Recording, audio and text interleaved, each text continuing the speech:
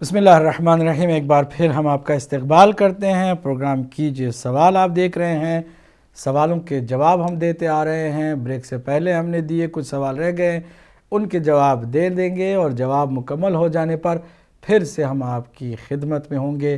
Calls آپ کی لی جائیں گی اور آپ کے سوالوں کے جواب دینے کی سعادت حاصل کریں گے۔ محمد نواز صاحب اسپین سے، انہوں نے خرگوش کے گوشت کے بارے میں پوچھا کہ ان کے کچھ اپنے مسلمان بھائی ساتھ رہتے ہیں جو خرگوش کے گوشت کو حلال سمجھتے ہیں اور وہ کھاتے ہیں، تو لکڑی کا چمچہ بھی استعمال ہوتا ہے، جبکہ ہمارے ہاں خرگوش کا گوشت جو ہے وہ حلال نہیں ہے، تو پھر ہم کس طرح ایسی نجس چیز سے پرہیز کریں؟ لکڑی کا اگر چمچہ ہے اس کو دھو لیں، اور اگر نہیں تو پھر اس چمچے کا استعمال نہ کریں، کوئی اور چمچہ آپ لیں اور اس چمچے کو استعمال کرنا ہی بالکل چھوڑ دیں، تاکہ آپ کی اپنی طہارت پر بھی کوئی حرف نہ آئے۔ اتنا سا کام سمپل ہے، لہذا آپ کو پریشان ہونے کی ضرورت نہیں ہے۔ اعجاز چودھری صاحب لوٹن سے، انہوں نے فرمایا کہ یہ جو قرآن مجید میں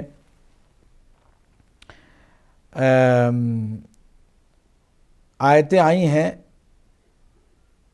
جس میں اللہ سبحانہ تعالیٰ نے فرمایا کہ فرشتوں کو کہ آدم کا سجدہ کریں، تو سب نے سجدہ کیا، لیکن ابلیس نے سجدہ نہیں کیا۔ اللہ سبحانہ تعالیٰ نے پوچھا کہ تم نے سجدہ کیوں نہیں کیا؟ تکبر اور غرور کی وجہ سے، یا پھر تم سمجھتے ہو کہ تم عالین میں سے ہو؟ اب یہ عالین کون ہے؟ جو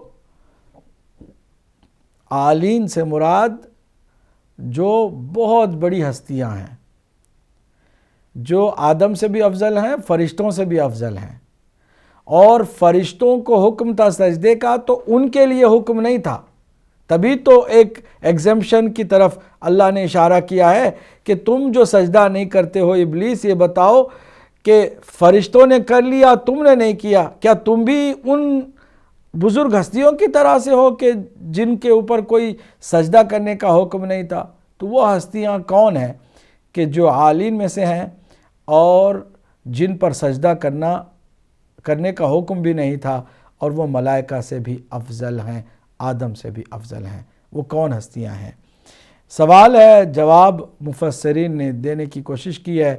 جو اہل بیت اطہار کی ایک فضیلت کو بھی ماننے کے لیے تیار نہیں ہے، انہیں تو کہیں اور جانا ہی ہے، لہٰذا عالین کی تفسیر انہوں نے کسی اور طریقے سے کرنے کی کوشش کی ہے، لیکن بنتی نہیں ہے۔ کامن سینس کی بات ہے کہ اللہ فرما رہا ہے، ذرا دیکھیے قرآن مجید کی آیتیں ہیں، فَسَجَدَ الْمَلَائِكَةُ كُلُّهُمْ أَجْمَعُونَ، سارے ملائکہ نے سجدہ کیا، سب کے سب نے، الا ابلیس، ابلیس نے نہیں کیا، استکبر، تکبر کی وجہ سے، وَكَانَ مِنَ الْكَافِرِينَ، اور وہ کافروں میں سے تھا۔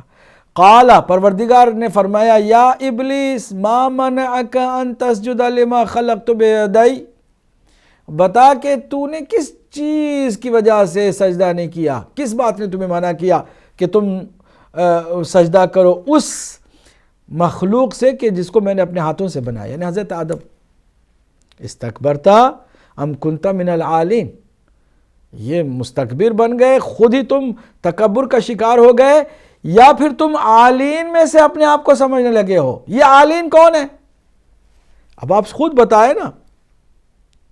عالین، اس اللہ کے سوال سے تین باتیں واضح ہو جاتی ہیں۔ ایک، عالین کا مطلب بلند وہ ہستیاں کہ جو آدم سے بھی، شیطان سے بھی اور فرشتوں سے بھی افضل رہے۔ عالین بلند، عالی کی جمع عالین ہے، بلند مرتبے والی ہستیاں، ایک۔ دوسرا یہ کہ حکم سجدے کا ان کو نہیں تھا، کیونکہ اگر ہوتا تو وہ بھی سجدہ کرتے۔ پھر یہ اللہ کا سوال کہ تم نے جو سجدہ نہیں کیا ابلیس، کس وجہ سے نہیں کیا؟ کہ تم بھی اپنے آپ کو عالین میں سے سمجھنے لگے تھے، مطلب ہے کہ عالین کے اوپر سجدہ کرنے کا حکم نہیں تھا۔ تیسری بات، یہ عالین وہ ہیں کہ جو پہلے سے ہیں، آدم کی خلقت سے پہلے ہیں، فرشتوں کی خلقت سے پہلے ہیں، اور وہ بلند و بالا مقام پر ہیں۔ کون ہیں یہ؟ جب ہم کہیں گے رسول اکرم صلی اللہ علیہ وآلہ وسلم کی ذات اقدس ہے، اول ما خلق اللہ نوری، اللہ نے سب سے پہلے میرے نور کو خلق فرمایا، لولاک لما خلقت الافلاک، اے حبیب تم نہ ہوتے تو افلاک کو خلق نہ فرماتا، یہاں مسلمان بھائی ہمارے ساتھ ہیں۔ لیکن بات یہ کہ صرف ایک حضرت رسول اکرم صلی اللہ علیہ وآلہ وسلم اس عالین سے مراد نہیں لے سکتے، اس لیے کہ عالین جمع کا صیغہ ہے، ایک نہیں ہے بلند مرتبہ ذات، کم سے کم 3 کا ہونا ضروری ہے، تب جا کے عالین کا یہ لفظ سمجھ میں آتا ہے۔ یہ کون ہستیاں ہیں؟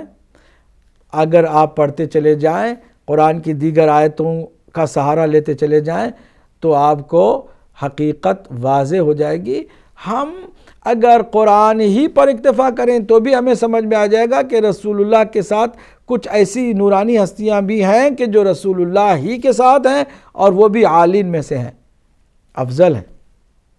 چلیے، اگر قرآن سمجھنے میں کسی کو دقت ہو رہی ہے اور ضد ہے کہ نہیں ہم نہیں مانیں گے، تو قرآن کی آیت کی تفسیر رسول اللہ سے بھی بھلا کوئی بہتر کر سکتا ہے؟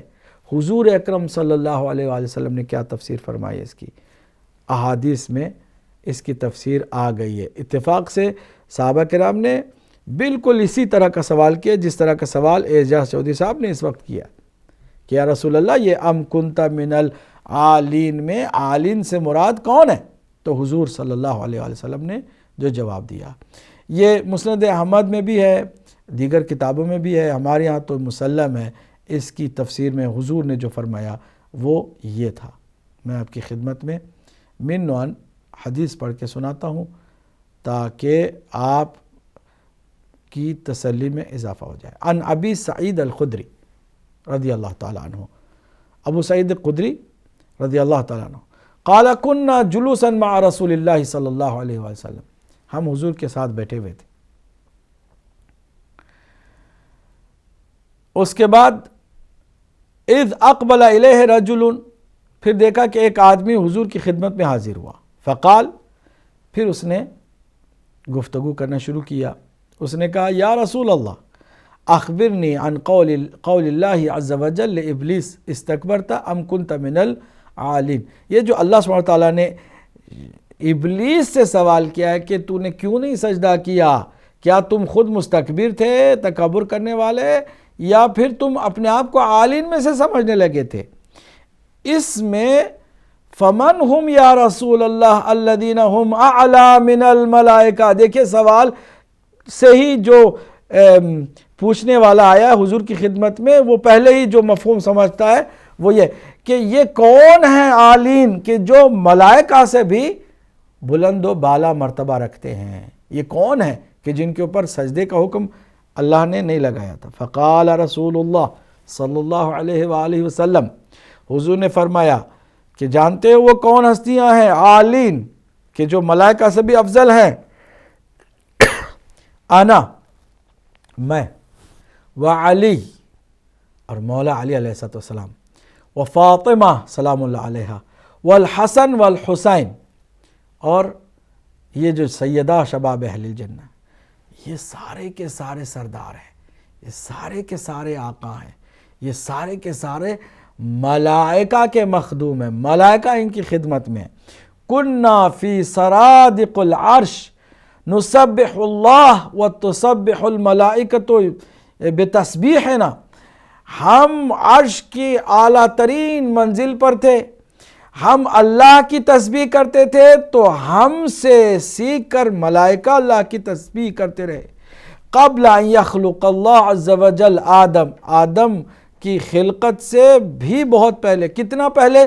بِأَلْفِ عَامٍ، 2000 سال پہلے، آدم کی خلقت سے پہلے 2000 سال پہلے ہم عرش پر اللہ کی تسبیح کرتے تھے اور ملائکہ ہماری تسبیح سیکھ کر کے وہ اللہ کی تسبیح کرتے تھے۔ فرماتے ہیں کہ آدم امر فلما خلق اللہ عز وجل آدم امر الملائکہ، جب اللہ نے آدم علیہ السلام کو خلق فرمایا تو حکم دیا ملائکہ کو، امر الملائکۃ ان یسجدوا لہو، کہ ان کے لیے سجدہ کرے، ولم یامرنا بالسجود، لیکن ہمیں اللہ نے سجدہ کرنے کا حکم نہیں دیا، فسجدت الملائکۃ کلہم الا ابلیس، سب نے سجدہ کیا سوائے ابلیس نے، فإنہ ابى ان یسجد، اس نے سجدہ کرنے سے گریز کیا، فقال اللہ تبارک و تعالی، پھر اللہ نے یہ پوچھا کہ تم تکبر کرنے لگے تھے یا تم ام کنت من العالین۔ یہ اس طرح کی روایتیں اہل سنت کی بھی معتبر کتابوں میں موجود ہیں، ہمارے یہاں بھی موجود ہے۔ تو عالین سے مراد کون ہیں؟ وہی ہستیاں ہیں کہ جن کی ہم ہمیشہ بات کرتے ہیں کہ ہم اگر ان کا انکار کرتے ہیں تو ہمارا انجام بھی شیطان سے کوئی زیادہ اچھا ہونے والا نہیں ہے۔ آگے بڑھتے ہیں۔ عامر بخاری نے حلالہ کے بارے میں پوچھا کہ فقہ جعفری میں کیا حلالہ ہے، اگر ہے تو یہ کیا اس کا مسئلہ ہے؟ دیکھیے ناظرین توجہ سے سنیے، مذہب اہل بیت جس کو آپ فقہ جعفری کہیں، فقہ علوی کہیں، فقہ باقری کہیں، آپ کے لیے یہ گنجائش ہے کہ آپ کسی بھی امام کے نام سے منسوب کریں، کیونکہ اولنا محمد و اوسطنا محمد و آخرنا محمد و کلنا محمد، اور پھر یہ کہ ایک کی بات اگر دوسرے کی نسبت کے ساتھ آپ بیان کریں گے تو آپ جھوٹ نہیں بول رہے ہیں، کیونکہ ذرا برابر 12 معصوم اماموں میں فرق نہیں ہے، بلکہ میں کہوں 14 معصوم میں ذرا برابر کوئی فرق نہیں ہے۔ رسول اکرم کی وہی شریعت ہے جو علی کی ہے، علی کی جو شریعت ہے وہی امام جعفر صادق کی ہے، وہی امام مہدی کی ہے، اور ہم سب کی وہی شریعت ہوگی تو ہم کامیاب ہوں گے، اگر ہم ہٹیں گے تو ناکام ہو جائیں گے۔ اب جو دین حقیقت میں سچا دین ہے وہ اہل بیت اطہار کے پاس ہے، امین ہے شریعت محمدی کے، صرف یہی، اور کسی کے پاس اس طرح کا چیلنج نہیں ہے جو چیلنج ہمارے پاس ہے۔ اب آئیے حلالہ کی طرف۔ حلالہ پہلی بات تو یہ ہے کہ ہمارے ہاں طلاق مشکل ہے، اتنا مشکل کہ 7 کنڈیشنز پوری ہوں گی، 7 شرائط پورے ہوں گے تو طلاق واقع ہوگی۔ ایسے ہی بیٹھے بیٹھے طلاق کہہ دیا تو طلاق نہیں ہوتی واقع، اور پھر 7 شرائط کے ساتھ ایک دفعہ طلاق ہو جائے تو آپ 100 مرتبہ زبان سے کہیں طلاق طلاق طلاق طلاق، ایک ہی طلاق شمار ہوگی، جب تک کہ اس خاتون کو دوبارہ رجوع کا موقع نہیں ملتا۔ رجوع کر لیا اس خاتون نے، پھر ساتھ رہنے لگے، پھر اس نے ان 7 شرطوں کے ساتھ طلاق دی۔ کتنا مشکل مرحلہ یہ۔ اگر ایسا ہوا، فرض کریں، تو پھر یہ دوسری طلاق ہوگی۔ ایک بار ہو چکی ہے، رجوع بھی ہو گیا ہے، اب دوبارہ اس نے اس کنڈیشنز کے ساتھ طلاق دی ہے، یہ دوسری طلاق ہوئی۔ بچھڑ گئے، جدا ہو گئے، پھر ایک مرتبہ ان دوستوں نے، عزیزوں نے، مجبوریوں نے، بچوں نے، بہرحال پھر سے ان کو ملا دیا، رجوع ہو گئی خاتون، رجعی مسئلہ حل ہو گیا، اب یہ واپس اپنی اس کی زندگی میں آ گئی۔ کچھ دن رہنے لگے، مل گئے، پھر شوہر نے اس کو طلاق دی، تو اب یہ تیسری طلاق ہوگی۔ 3 دفعہ کسی خاتون کے ساتھ ایسے کوئی کھلواڑ کرے سیریسلی تو 3 دفعہ طلاق کے بعد، تیسری رجوع کی کیفیت میں 3 طلاق کے بعد پھر مزید وہ چاہتا ہے کہ اپنی زندگی میں اس خاتون کو لے آئے، تو یہاں پر اللہ سبحانہ وتعالیٰ نے بریک لگائی ہے کہ بہت ہو گیا، تم نے شریعت کے ساتھ کھلواڑ کیا، ایک خاتون کی زندگی سے تم نے کھیلا، تم نے اپنی زندگی کو اس طرح کھیل سمجھ کر کے برباد کر دیا، اب بہت ہو گیا، اب تمہیں اس طرح رجوع کرنے کی اجازت نہیں ہوگی، اب تمہیں ایک درمیان میں محلل کی ضرورت ہوگی۔ یہ جو حلالہ کی بات ہے، اس طرح 3 طلاقیں ہوں گی تب جا کے، ایسا نہیں کہ ایک دفعہ کہہ دیا طلاق طلاق طلاق تو حلالہ ہو گیا، وہ زنا ہے، زنا، ایک شادی شدہ عورت کے ساتھ زنا، کیونکہ اس کا ہرگز طلاق، اس کی طلاق ہو ہی نہیں سکتی ہے اس طرح زبان سے کہہ دینے سے، 7 کنڈیشنز پورے ہوں گی، وہ 7 کنڈیشنز پوری نہیں ہیں، ایک بھی کنڈیشن رہتی ہے تو طلاق نہیں ہوتی، طلاق جب نہیں ہوتی ہے، اور یہ جو آج کل کے ملا جو ہے وہ حلالہ کے چکر میں پڑے ہوتے ہیں، یہ سارا کے سارا زنا کرے ہوتے ہیں، وہ بھی ایک شادی شدہ عورت کے ساتھ کہ وہ بھی اس کی شادی ٹوٹی نہیں ہے۔ امید ہے کہ ہمارے بھائی کو یہ مسئلہ سمجھ میں آ گیا ہوگا۔ یہ مسئلہ سیریس ہے، ہمیں اہل بیت اطہار کی طرف پھر سے آنا ہوگا۔ دنیا والوں، اگر چاہتے ہو کہ اپنی نسلیں بھی برباد نہ ہوں اور بار بار اولاد کو اپنے نعوذ باللہ غلط قرار دینے سے بچنا ہو اور زندگی کامن سینس کے تحت صحیح اور حقیقی اور پیور خالص شریعت کے مطابق زندگی بسر کرنا ہو، تو طلاق کو اس طرح آسان نہ سمجھ لو جس طرح سے مولویوں نے بتایا کہ آنکھ بند کر کے کوئی نیند میں بھی بڑبڑا جائے 3 بار کہہ دے تو 3 طلاقیں ہو جاتی ہیں۔ نہیں، ایک وقت میں ایک ہی طلاق ہوتی ہے، وہ بھی 7 کنڈیشنز پورے کرنے کے بعد۔ امید ہے کہ یہی ایک پیغام غیرت مندوں کو کم از کم اہل بیت کی طرف بلانے کے لیے کافی ہوگا کہ آ جائیں فقہ اہل بیت اطہار کی طرف۔ رسول اللہ کی یہی امین ہے، انہی کی بات پر آ جائیں تاکہ ہماری زندگی برباد ہونے سے بچ جائے۔ گل حسین شاہ صاحب سٹوک آن ٹرینڈ سے، گیلانی سید کون سے ہوتے ہیں، کس امام کے ہوتے ہیں؟ میں آپ کی خدمت میں عرض کروں، ہم لوگوں نے عجیب و غریب قصے کہانیاں بنا لی ہیں اپنی طرف سے۔ ایران کا ایک شہر ہے گیلان، جسے عربی میں جیلان کہتے ہیں، کیونکہ گاف جو ہے وہ حرف الفابیٹ جو ہے وہ عربی میں نہیں ہے، اس لیے گاف کو جو ہے وہ جیم میں بدل دیتے ہیں، جیلانی کر دیتے ہیں گیلانی کو۔ گیلان میں رہنے والے کو گیلانی کہتے ہیں۔ لاکھوں لوگ گیلان میں ابھی بھی رہتے ہیں، اس سے پہلے بھی رہے ہیں، وہاں سے لوگ گئے ہیں، مختلف علاقوں میں گئے ہیں۔ جو گیلان میں ہو ضروری نہیں ہے کہ وہ سید ہی ہو، کیونکہ گیلان سادات کی بستی کبھی نہیں رہی ہے۔ یقیناً کچھ سادات کی فیملیز گزشتہ زمانوں میں سادات پر جب سختی کا دور تھا گیلان چھوڑ کے گئی ہیں، اور وہ سادات گیلان کے سادات کہلانے لگے ہیں۔ لیکن گیلانی کسی کے نام کے ساتھ آپ دیکھیں تو اس کو آپ سید نہ سمجھ لیں۔ ضروری نہیں ہے کہ جو گیلانی ہو وہ سید ہو۔ سید اگر کوئی اس کا شجرہ ہے تبھی جا کے وہ سید ہے، چاہے وہ گیلان کا ہو، چاہے وہ مازندران کا ہو، چاہے وہ بخارا کا ہو، چاہے وہ پنجاب کا، پاکستان کا، لاہور کا، اسلام آباد کا، انڈیا کا، ممبئی کا، کہیں کا بھی ہو۔ اس کا خیال رکھیے کہ شہروں کی طرف سے سیادت ملتی نہیں ہے، بلکہ سیادت سے لوگ پہچانے جاتے ہیں۔ تو آپ کو شجرہ دیکھنا ہوگا، یہ نہیں دیکھنا ہوگا کہ یہ جو ہے گیلانی ہے تو اس کا مطلب وہ کسی نہ کسی امام کی اولاد ہیں، ایسا کچھ نہیں ہے۔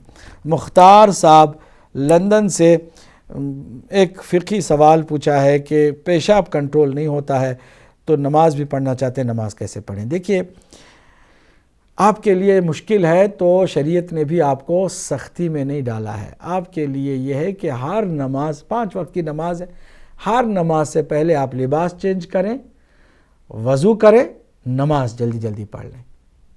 پھر اگر ناپاک ہو جاتے ہیں تو کوئی حرج نہیں ہے۔ پھر جب ظہر کا وقت آیا، اب کیا کریں؟ نماز پڑھنا ہے، آپ نے نیت کی ہے کہ ابھی اسی وقت مجھے نماز پڑھنا ہے، فوراً جائیں، لباس چینج کریں، وضو کریں، نماز پڑھ لیں۔ تیسری دفعہ عصر کے ٹائم پہ ایسے کریں، مغرب کے ٹائم پہ ایسے کریں، عشاء کے ٹائم پہ ایسے کریں، تو آپ کی مشکل بھی حل ہو جائے گی، نماز بھی آپ پڑھیں گے۔ باقی دنوں میں، باقی اوقات میں اگر آپ ناپاک ہیں تو کوئی حرج نہیں ہے۔ بابر عباس صاحب گریس سے، مولا کے معنی حاکم ہے، تو کسی نے سوال کیا کہ اگر مولا کے معنی میں حاکم، مولا کے معنی حاکم ہے تو ایک وقت میں 2 حاکم تو نہیں ہو سکتے۔ اب 2 حاکم ایک وقت میں کیسے ہو گئے؟ ابھی رسول اللہ زندہ ہیں، غدیر میں اعلان ہوا من کنت مولا فہذا علی مولا، میں جس کا مولا ہوں علی آج کے بعد ان کے مولا ہیں، تو اب یہ ایک ہی وقت میں 2 حاکم ہو گئے، ایک رسول اللہ، دوسرے علی، یہ کیسے ممکن ہے؟ میں ان کی خدمت میں عرض کرتا ہوں کہ آپ حضور کی باتوں پر اور الفاظ پر توجہ دیں۔